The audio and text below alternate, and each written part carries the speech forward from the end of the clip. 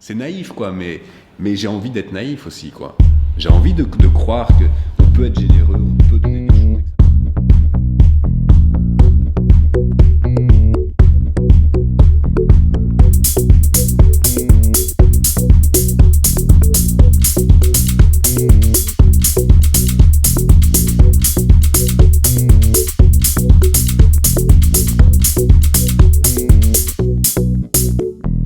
Je m'appelle Yvain Juillard.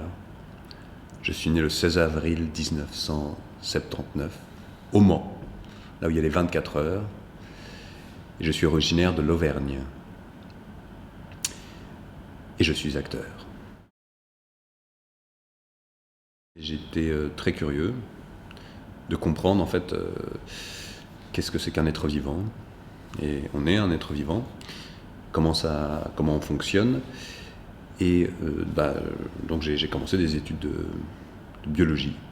Et en fait, j'ai été formé pour être un scientifique qui est à la frontière entre la biologie, les mathématiques, la biophysique et l'informatique. Donc qui est capable de comprendre ces différentes disciplines pour faire travailler des spécialistes ensemble dans ces domaines en fait.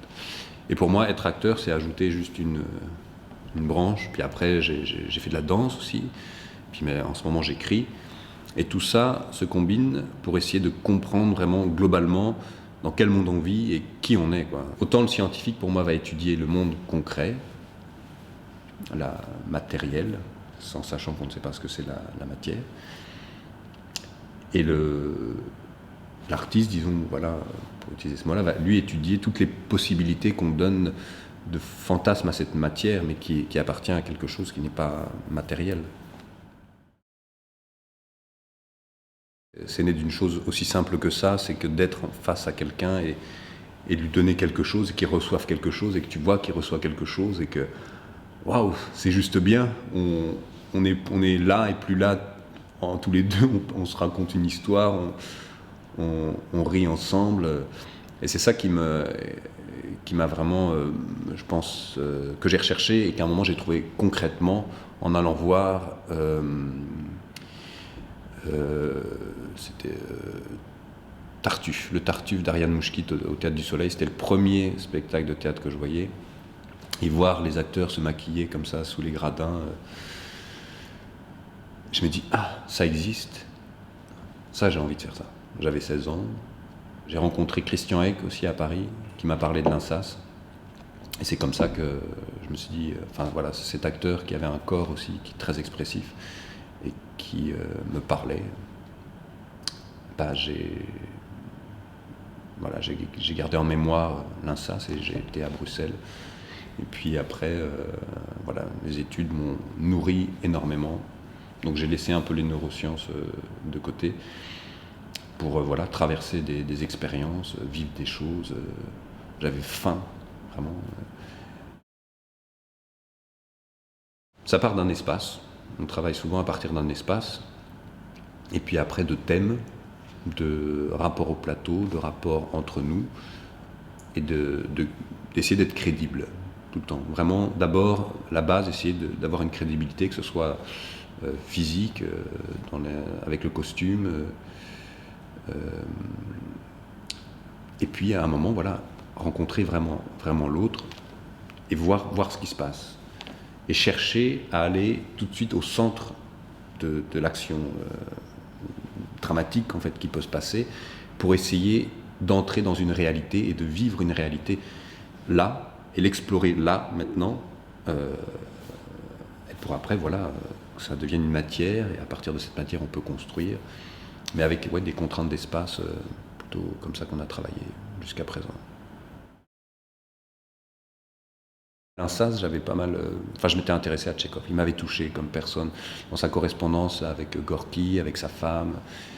Ouais, il m'avait touché, quoi. Ce médecin tuberculeux qui en a chié pour être médecin, qui copiait les trucs, puis à un moment, qui est rentré dans la réalité des gens.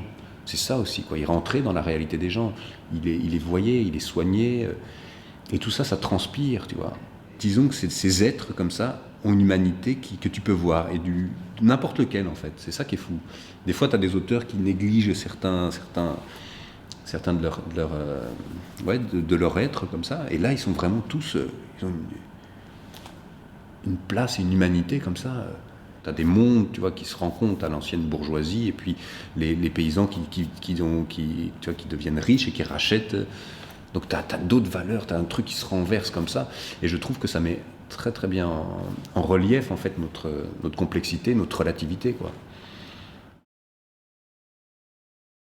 Pour moi, c'est un endroit de questionnement avant tout et de réunion. Une salle de spectacle ou un film, et on pose des questions, mais on les pose vraiment, quoi. Et à un moment, on te la pose d'une telle manière qu'elle ne peut pas ne pas t'interpeller. Et qu'en tant qu'être humain, tu as cette saveur que quelqu'un d'autre t'ait vraiment parlé comme un être humain et t'a offert vraiment quelque chose aussi. Chaque acteur que je connais, chaque personne qui essaye d'apporter quelque chose fait une vraie démarche, une vraie recherche. Elle va chercher dans tous les endroits, notamment les endroits les moins conventionnels, pour essayer de faire émerger quelque chose. Et ça, c'est précieux parce qu'après, voilà, que ce soit dans le cinéma, que ce soit dans le théâtre ou dans la danse ou partout, il y a quelque chose qui peut émerger là, sera une base pour continuer d'avancer, de repenser le monde, de le recréer dans un monde où c'est pas toujours facile. Ça t'aide à vivre. Enfin, moi, c'est comme ça que quand je reçois des cadeaux de gens qui travaillent, de gens qui se battent, ça me nourrit. Vraiment, ça me nourrit, quoi. Et j'ai envie de participer à ça. Et je crois que, oui, l'intention qu'on met dans les choses, elle respire. Elle respire quelque part, dans l'air, dans ce qui se passe sur le plateau, dans ce qui se passe dans la salle. Et les gens partent avec ça aussi. Et que pour moi, aller dans ce sens-là, il y a une responsabilité dans l'acte théâtral ou cinématographique d'essayer d'apporter quelque chose de bon. C'est naïf, quoi, mais j'ai envie d'être naïf aussi, quoi. J'ai envie de croire qu'on peut être généreux, on peut donner des choses et que ça peut produire quelque chose de beau. Là, je travaille aussi sur un projet avec Laurent Manson, Aube Borène. Je sais pas si tu as entendu. Donc en fait, c'est vraiment, on va dans le borinage, on travaille sur le borinage, quoi. Et on va à la rencontre des gens. Et ça, c'est une richesse phénoménale, quoi. Parce que voilà, j'ai beaucoup travaillé dans les institutions, et là, le fait de sortir, de rencontrer des gens qui vont pas souvent au théâtre, de construire des textes avec eux, à partir de là où on est, et d'en parler, et de faire un théâtre où ils peuvent intervenir. Waouh, t'as un monde qui s'ouvre, tu vois.